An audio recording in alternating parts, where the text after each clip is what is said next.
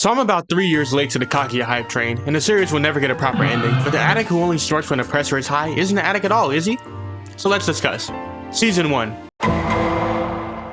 Often described as death note but with straight love instead of gay love, this is a pretty spot-on description of the first few episodes. It starts off by introducing these two socially anxious nerd-ass niggas who can't talk to each other to save their fucking life, so they end up planning out elaborate-ass schemes just to fucking get a ticket to a damn movie theater. Upon first glance, Kaguya is absolutely a crass, snobby human being, if you can even call her that. She's more of a snake, literally describing niggas that shoot their shot as dogs to the slaughter. ℂ𝕙𝕖, meanwhile, comes across as our protagonist. We want both of them to succeed, especially by the end of the season, but we really want ℂ𝕙𝕖 to succeed. He's clearly trying so hard, and you can see it from the first episode. The narrator describes Kaguya as royalty, whereas ℂ𝕙𝕖 is someone that's fucking dirt poor, who climbed up the ranks to be comparable to where other people were born at. It makes this classic David versus Goliath type story into a rom-com format, which lends itself to a whole host of character flaws and mistakes that can be stretched out without losing the flavor that makes people love Kaguya so much. However, none of this would be possible without the comedy.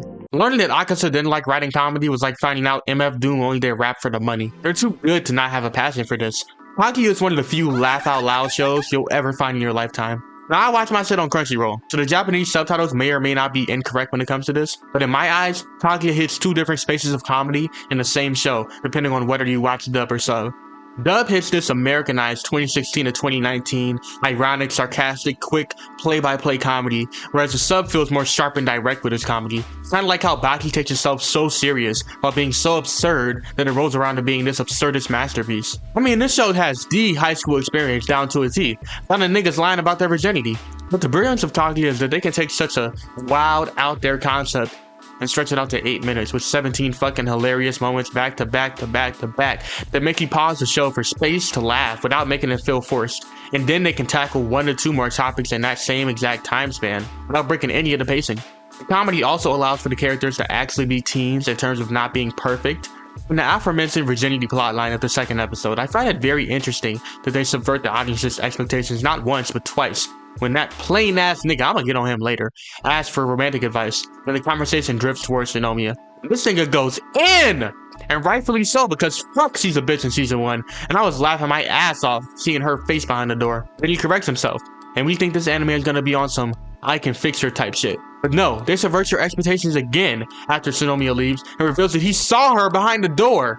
And then you laugh again! It's this subversive, smart-ass writing that draws me into this series. Regardless of the fact that by season 3 we actually learned that he does like those qualities, but that's another video, It's around this time that we start getting real peaks into Kaguya's upbringing and how it affects the way she views things. Kaguya's upbringing was ridiculously sheltered and emotionally abusive on her Azula shit, style no niggas queen, and it shows in the form of her thinking that your first time means your first kiss. And she admits to fucking her dog, her baby cousin, and other depraved shit. What kind of sick freak are you? See, this inexperience mixed with a natural, genuine competence, it's such a comedic goldmine. Whether it's having her meow in this deadpan cute-ass way, or having her passionately say nuh-uh, nuh-uh over and over again, or having her curse out some bitch-ass, ugly-ass French woman. Look at this bitch who went to a Japanese party to try and curse out a nigga in French.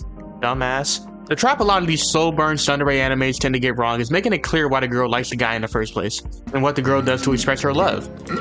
Saratoga, or whatever the fuck that anime is named, doesn't do this well. It kind of switches gears randomly like 3/4 through the season, and it was really jarring. But Kaguya doesn't do this shit.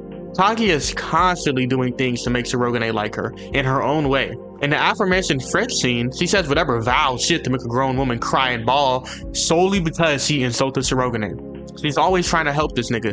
But most importantly, by the end, she actually confesses to ℂ𝕖𝕗. In French, of course. I fucking hate slow burns, but Kaguya is the exception because of moments like this. Because we see the passion and the love these two dumbasses have for each other, and even when we don't, the comedy holds us over until the drama picks back up. And for the people who don't like the drama, the comedy makes up most of the show and mixes with the drama anyway, so you'll enjoy it either way. But segue to the side characters. I just spent 8 minutes in recording time talking about the main couple, when they are like 45% of what makes Kaguya so great. The best girl here doesn't actually get a lot of attention in the narrative in season 1, but trust me, season 2 Hayasuka is peak, and season 3 Hayasuka is on a different type of timing. Please trust me, when we get to that video, it's gonna be peak. Even so, She had some gems here, being Kaguya's main supporter from the background, and her bestie friend, who she probably verbally abuses. But the elephant in the room is Shika motherfucking Fujiwara. Honestly, she's the reason I was initially put off by this series. A freaking pink fucking anime girl with a damn skirt and like freaking watching this shit. However, after watching the actual show, she's good enough. She really fills her role well as a consistent neutral character in season 1. Though she's not necessarily at her best here, I fear she's at her most prominent. Mostly because the other characters are at their worst. But it's uncountable how many times she made me cackle throughout this season. We don't tolerate Fujiwara hate on this channel. She's a gem. She's on that chibi-doki ass random humor and somehow ends up landing every single time. The bit of her training Shirogane and Shirogane being ass at every single thing consistently never fails to get me a laugh every season. And talking to the future, I really appreciate that Fujiwara is never pigeonholed into being a love interest of some kind. But we gotta talk about my GOAT. Ishigami is a character that gets a lot more depth as the series goes on. But in season 1, he comes off as funny incel typecast ass character. Anime always gotta have one of these niggas talking about women. But what separates him from Ishigami? Oh, this nigga's funny. Ishigami is the funniest character in the whole goddamn show. He feels the niche of both long-winded ass crazy rants to get the funniest reactions, but also loser comedy where you're just laughing at the nigga. But also bits like it hit every time, even on the rewatch. And the random one word, one phrase, one line combo can always get a laugh out of me. And he plays to another one of Kaguya's strengths.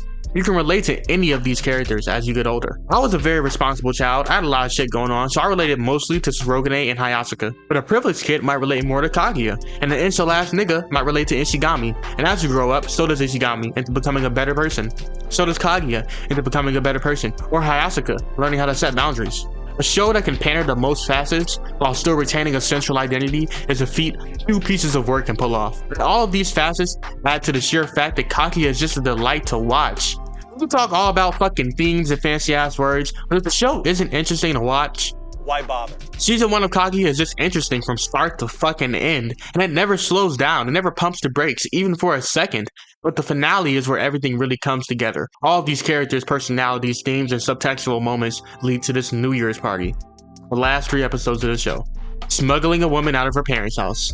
Human trafficking, a very common high school experience. It's here that we see Shinomiya finally laid bare to her longing for normalcy, as she's trapped inside a mansion that looks more like a prison with these understated blues and shadows covering the area. And we know that Kaguya has been trapped inside this castle watching as the world moves on without her, as her high school years pass by. By this point, we know that Shirogane and Kaguya care for each other, bar none, but we didn't know exactly to what extent. So Shirogane ends up seeking Kaguya out with the whole school council, just so she can see some fucking fireworks. Kaguya risks a lot just by going. Kaguya's family literally has secret service agents dedicated to protecting her, then making sure her ass don't escape. This nigga Shirogane said, fuck that, you're gonna see the fireworks, nigga. And Kaguya was on that type of timing too, locked in. Hear that? That's best girl knocking, nigga. 3 years and running. The drama really does all centralize here. We get a payoff for Ishigami's introversion. Shika finally getting to hang out with her friends. They set this shit up all season long about Kaguya and Shirogane wanting to reach out to each other, and they finally do. It's also tightly written that you can't poke any holes into any of their motivations. And it makes for one of the best finales I've ever seen. And somehow, it's only the 2nd best finale in the show. Alright guys, it's been a long day. Subscribe and like for a season 2 video. But most importantly, watch Kaguya for yourself. Oh, y'all thought I wasn't gonna come back and get on this brown-haired, unkept, easy-to-draw, hollow-eyed, wannabe L-looking ass nigga? I know this nigga didn't come to school with the same shit everyone had on and somehow made it look worse. You look sad, nigga. You look like nobody knows your name. You look like you need to fix that relationship with your barber because he fucked your shit up. And look at these fucking white sock cloud foam lopers that this nigga got on. I know you didn't change your outfit in the middle of me talking. This Valley Girl fit, nigga. I know he kisses his pillow before he kisses his girl and calls it practice. How do you have a dip like that in your pants? What's happening with your legs? Raiders Hospital, you plain ass, bitch ass, NPC. Okay, I'm done now for real.